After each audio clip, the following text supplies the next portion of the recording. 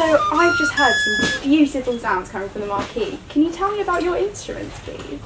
So these instruments are actually all ones which I've recreated throughout my research. I've just finished my PhD on Anglo-Saxon wind instruments. So there are various different ones. The majority of the finds from that time are made actually of bone. So for example, we've got this, the swan one, which is the original find doesn't actually have a sounding mechanism, but recreated it as both a duck flute and a reed pipe to get an idea of different sounds. So as a duck flute,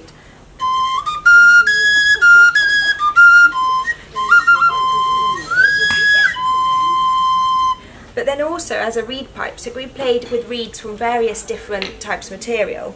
So for example, Phragmites australis, which is something which grows along riverbanks in this country and is native, whereas the one used on modern clarinets, for example, actually is native to the Mediterranean, and there's no evidence for it being imported at the time.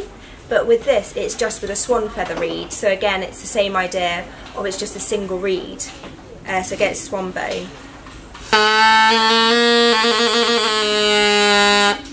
Wow, that's very strict. You wouldn't expect that noise coming from just a bone instrument, yeah, but it's amazing.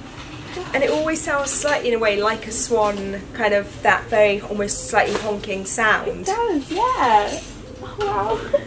And then this one is a lot smaller, but then we kind of get the higher pitch. This is goose ulna.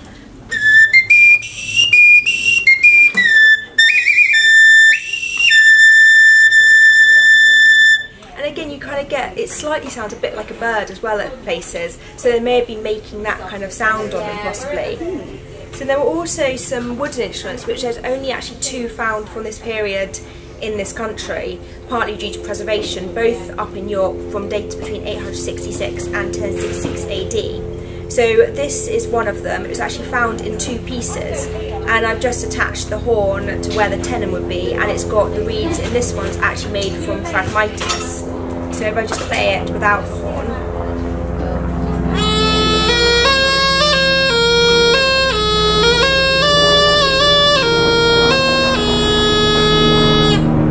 With the horn, it sounds fairly similar.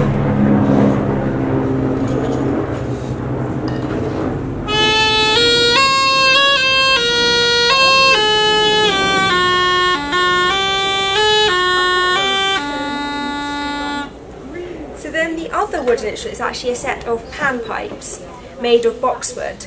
And there's just 2 metres between each hole, so it really shows the level of craftsmanship at the time, that they could go straight down without the holes going into each other, because the original instrument has actually been CT scanned, so we know that the holes did go straight down.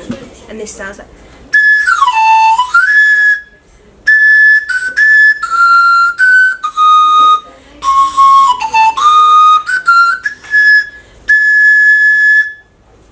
So yeah, it's just a variety of various different types of instruments which they had around at the time. But I say they were kind of made from all sorts of different materials, particularly the archaeological finds, it's the ones made from bone, but even them, they're fairly rare, with only around kind of up to about 40, but we may have lost several, either not being found or lost through the archaeological record, and the wooden ones, we probably have lost some. So these are just a variety also of the wind instruments, and there are also horns and trumpets and the organ, which is a much bigger instrument. Yeah. And so do we know anything about the music that was played at this time? So we don't really, certainly not about secular music. So really the only written down music, and when I say written down, it's not written down what we might understand today. It's written down in that it's sort of an aid memoir. Okay. So it's more kind of, it tells you to possibly go down here, up there. So the Winchester Neumes is quite a famous example, dating potentially slightly later than some of these instruments. And them, it is just an aid memoir. They're not written on staves or anything. It's just little symbols above the kind of words. So there's no idea of what music actually sounds. There's some possible ideas and understanding. So some people have done a few recordings of that type of music, but certainly, for example, the bone pipes, the hornpipe style instrument, there's no record of exactly what was actually being played on it. Yeah, well, I guess it's fun to imagine and kind of come up with your own tunes. Yeah, it's amazing. And some of it could have been for signalling as well. So with, for example, this one, the original find has actually got a suspension hole, so you could then hang it round your neck, and then carry it, and could signal, could say where you were, maybe if someone got lost, maybe you'll try something to livestock. So there's all sorts of then the other uses coming in for these instruments with the portability of them. Fantastic. Thank you very much for showing us all of these. Welcome.